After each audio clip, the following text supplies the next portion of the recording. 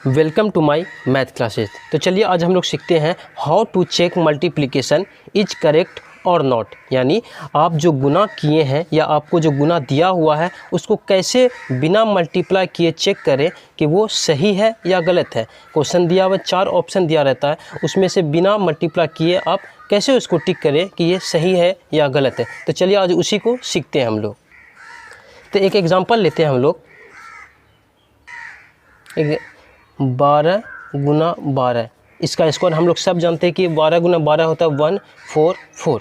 तो अब जो ये 12 गुना 12 का स्क्वायर 144 आया, 144 आया, तो ये कैसे चेक करें कि ये 144 सही है या गलत। इसी तरीके से कोई भी डिजिट है, बड़ा से बड़ा डिजिट है, ये तो छोटा सा है तो हम लोग आसानी से बता याद रहता है सबको, लेकिन बड़ा से बड़ा डिजिट है 4 डिजिट 5 डिजिट, वो जो भी रहे उसको हम लोग चेक करना है कि ये सही है या गलत है। तो उसको चलिए आज हम लोग सीखते हैं। उसमें होता है क्या, सम ऑफ, ये जो क्वेश्चन दिया हुआ सम ऑफ डिजिट इक्वल टू होता है सम ऑफ प्रोडक्ट डिजिट। किसी भी मल्टीप्लिकेशन में जो क्वेश्चन आपको दिया हुआ है मल्टीप्लाई करने के लिए, उस अंक का, उस डिजिट का सम ऑफ डिजिट होगा, वही होगा जो आपके प्रोडक्ट यानी जो गुना करने के बाद सम ऑफ डिजिट आता है वो, यानी दोनों का सम ऑफ डिजिट में कोई फेरबदल नहीं होता है। तो चलिए इसको अप्लाई करके देखते हैं इस पर। 12 गुना 12 कितना होता है 144। तो इसको चेक करते हैं कितना, 2 और 1 3 मल्टीप्लाई 2 और 1 3, यानी 3 3 जा 9। अब ये जो 9 इसका प्रोडक्ट आया है, सम ऑफ डिजिट आया है, अब आंसर का भी सम ऑफ डिजिट 9 ही होना चाहिए। जब जिसका 9 होगा वही आंसर होगा। इसका चेक करते प्रोडक्ट कितना 144, यानी 144 144, इसका 44 8 और 1 9, यानी कि हमारा ये आंसर 12 गुना 12 144 सही है। इसी तरीक़ा से यही लगाएंगे मेथड कि किसी भी प्रोडक्ट का सम ऑफ डिजिट जो होता है वही होता है जो उसके प्रोडक्ट का सम ऑफ डिजिट होता है। तो चलिए हम लोग एक और एग्जांपल लेते हैं, 15 × 15। अभी छोटे छोटे एग्जांपल लेके चेक करते हैं, बाद में से बड़ा भी एग्जांपल अभी हम लोग लेंगे। तो 15 × 15 हम लोग का मान लिया आता पता है हम लोग को 2 to 5 होता है। अब हम सिर्फ और सिर्फ मैं इसमें ये बताने की कोशिश कर रहा हूँ कि आप जो मल्टीप्लिकेशन किए हैं वो सही है या गलत है, उसको चेक करने के लिए बता रहा हूँ कि कैसे वो चेक करें कि वो मल्टीप्लिकेशन सही है या गलत है। तो उसी को चेक करें। तो इसका सम ऑफ डिजिट कितना होगा, 5 और 1 6 मल्टीप्लाई 5 और 1 6 और 6 6 जा 36 और 6 और 3 9, यानी इसका जो सम ऑफ डिजिट 9 आया वो आंसर का भी सम ऑफ डिजिट 9 ही होना चाहिए। तो इसका चेक करते हैं 2 2 4 और 4 और 5 9, यानी दिस इज द करेक्ट, यानी 15 × 15 225 जो आता है वो सही है। और एक और एग्जांपल ले लेते हैं हम लोग यहाँ पर, 32 × 32, इसका कितना होता है 1024। फिर चेक करते हैं क्या 1024 सही है कि ना। 3 और 3 3 2 कितना हो गया 5, 3 2 5 और 5 5 जा 25 और 25 और 2 कितना हो गया 7। अब उसका चेक कर लेते हैं, उसका भी 7 होना चाहिए। 4 और 2 6 6 और 0 6 और 1 7, यानी ठीक है। ये 32 × 32 क्या होगा 7। इसमें हम लोग चेक किए कि जो डिजिट दिया हुआ है मल्टीप्लिकेशन में उसका सम ऑफ डिजिट और जो प्रोडक्ट है उसका सम ऑफ डिजिट हमेशा और हमेशा इक्वल ही होता है।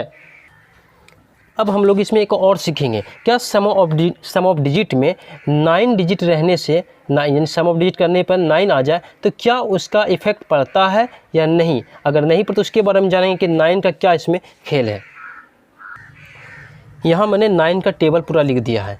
तो यहाँ हम लोग चेक करेंगे क्या किसी भी संख्या में किसी भी डिजिट नंबर है उसमें 9 से मल्टीप्लाई करने पर उसके सम ऑफ डिजिट में क्या कोई इफेक्ट पड़ता है। तो मेरा आंसर होगा कि नहीं। चेक करते हैं इसका, जैसे हम लोग 9 का टेबल है, इसमें गौर करने की बात है। 9 का सम ऑफ डिजिट 9, 8 और 1 9, 7 और 2 9, 6 और 3 9, 5 और 4 9, 5 और 4 9, 6 और 3 9, 2 और 7 9, 8 और 1 9, 9 और 0 तो 9। यहाँ हम लोगों ने देखा कि 9 को किसी भी संख्या से मल्टीप्लाई करने पर उसके सम ऑफ डिजिट में कोई इफेक्ट नहीं पड़ रहा है, यानी कि 9 ही आ रहा है। तो चलिए इस 9 का खेल हम लोग एग्जाम्पल सब समझते हैं। यहाँ लिखते हैं 36 × 88, ये मल्टीप्लिकेशन है। तो अब हम लोग इसको चेक करेंगे क्या इसका सम ऑफ डिजिट क्या होगा क्या 9 रहने से 9 से मल्टीप्लाई होने पर क्या इसके सम ऑफ डिजिट में कोई फेरबदल होता है? चेक करते हैं। 6 और 3 कितना आया?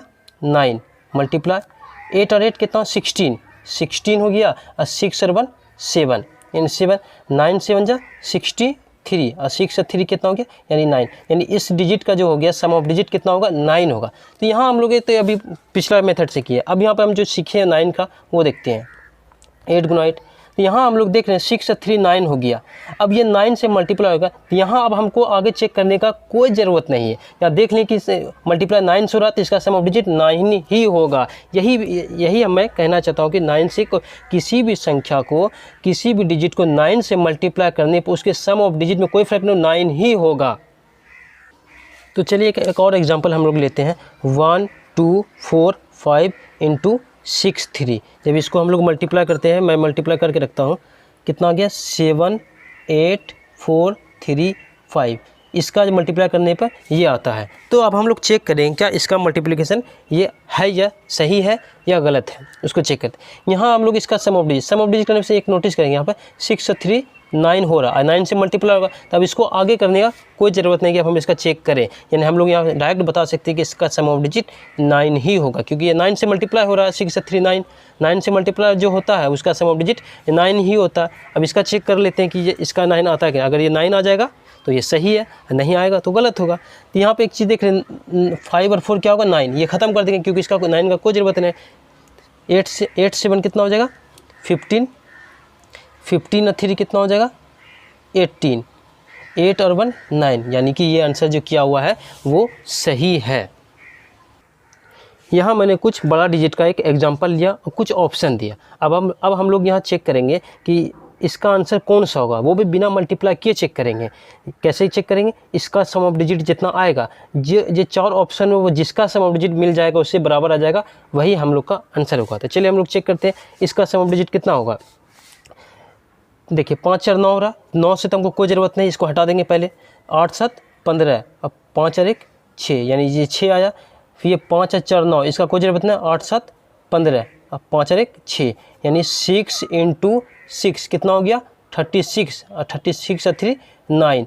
अब जिसका 9 आ जाएगा सम ऑफ डिजिट, वही हम लोग का आंसर होगा। हम लोग चेक करते हैं, पहले इसका चेक कर लेते हैं। देखिए 9 का कोई ज़रूरत नहीं, ख़त्म कर देते हैं। 5 2 2 4 9, ये भी ख़त्म हो जाएगा। बच गया कितना? 3। यहाँ 9 इसका 3, ये आंसर नहीं होगा। इसका चेक कर लेते हैं। 9 का कोई ज़रूरत नहीं, वो ख़त्म कर देंगे।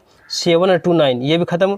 तो बच गया क्या? 3 और 1 3 4 7 और 1 8, इसका 8 आ गया, ये भी नहीं होगा। इसका चेक कर लेते हैं। 7 2 9, कोई ज़रूरत, ख़त्म हो गया। ये 9, ये भी ख़त्म हो जाएगा। बच गया क्या? 5 2 1, कितना? 5 और 2 7 और 7 और 1 8, ये भी नहीं होगा। इसका चेक कर लेते हैं। अब तो यही आंसर होगा क्योंकि 4 ऑप्शन दिया हुआ था, फिर भी चेक कर देता हूँ। 9 ये नहीं, ख़त्म हो गया। ये 7 2 9, ये भी ख़त्म। 5 और 3 8 और 1 9, तो दिस इज़ द आंसर। आप मल्टीप्लाई करके चेक भी कर सकते हैं, यही आंसर है। तो इस वीडियो में हम लोगों ने सीखा कि किसी भी संख्या का मल्टीप्लाई किए बिना उसका आंसर का हम लोग पता कर सकते हैं कि क्या ये सही है या गलत है। उम्मीद है आप वीडियो आप सबको पसंद आ जाएगा। आप घरों में प्रैक्टिस करिए, देखिए, करके खुद से करके देखिए कि क्या ये सही है, ये मेथड सही है या कहीं पे जाके रुक जाता है मेथड। उम्मीद है आप सबको पसंद आया होगा। इसी तरीक़ा का मैं ट्रिक का वीडियो इस चैनल पर लाता रहूँगा। आप तब तक के लिए इस चैनल को आप जुड़िए, सब्सक्राइब करिए और बेल आइकॉन को दबा दीजिए। Thanks for watching.